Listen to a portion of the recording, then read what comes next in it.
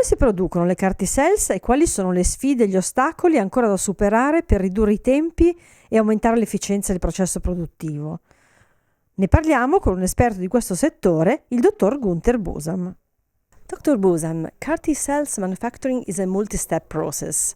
The first is leukapheresis. Which are the major obstacles to overcome and how to optimize this process?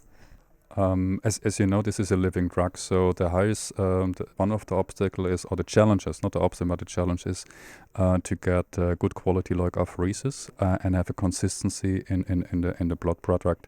That's, I think, that the first step on it, and then really to do very quickly starting the selection process with fresh material and to make the selection and then to cryopreserve with standardized processes. Obviously, there's a lot of know-how then in the cell processing, which can influence most likely as well the success and the outcome of the treatment. How do you introduce the CAR gene into the T cells? Generally speaking, there are different technologies. So this is about the viral vector. Some companies are using retrovirus vector or lentivirus vector.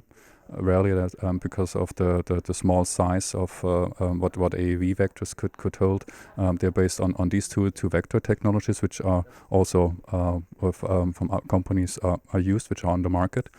On that one, it's about the integration on the lentiviral vector into the genome. On the retrovirus vector, is more transient. There are other technologies which are explored as well. It's about electroporation and also and CRISPR-Cas as well, or in combination with it. So these are different technologies, even to squeeze the genetic information into the cells. But at the moment, the most mature and accepted technology is the viral vector technologies, and specifically also either retrovirus or lentivirus vector. How do you expand the T cells once they are transduced with the CAR gene? Obviously, as a living drug and cells, they try to survive. So what you need to do after all of these procedures, they are washed, they are centrifuge. They need to get into the right media. They need to treat it right away. So it's about the transduction itself, then the washing steps, and then also expansion steps. That's what you need to do, and then ultimately also remove the beads where you selected and the CAR positive cells, the CD8, CD4 cells, CAR positive, and then really to cryopreserve them according to manufacturing protocols. Actually, the so-called vein-to-vein time is a critical factor that limits the access to this therapy.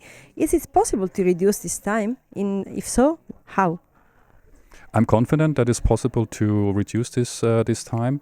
At this very moment, what we see is what is current practice between 4 to 6 weeks, and this is triggered by two elements. It's obviously about three elements. It's about the logistics itself.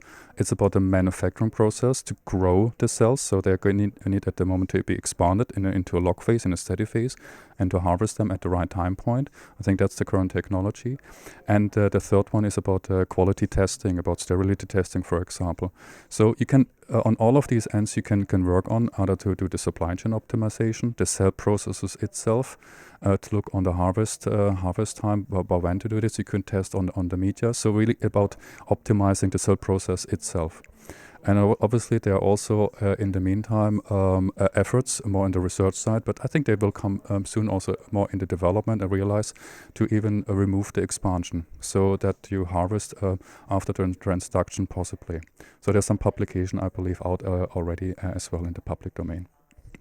Generally speaking, how to optimize the manufacturing process? Which are the challenges and the obstacles still to be overcome? In the it is all about in the manufacturing and going into industrial scale. And we talk here about not scaling up; it's about scaling out. So really, what you need to do and what is about automation. To use closed system to getting cell processes optimized. Using different technologies in that regard.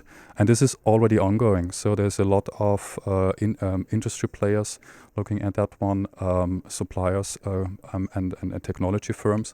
I think I'm very confident that we see a lot of technology going in that direction.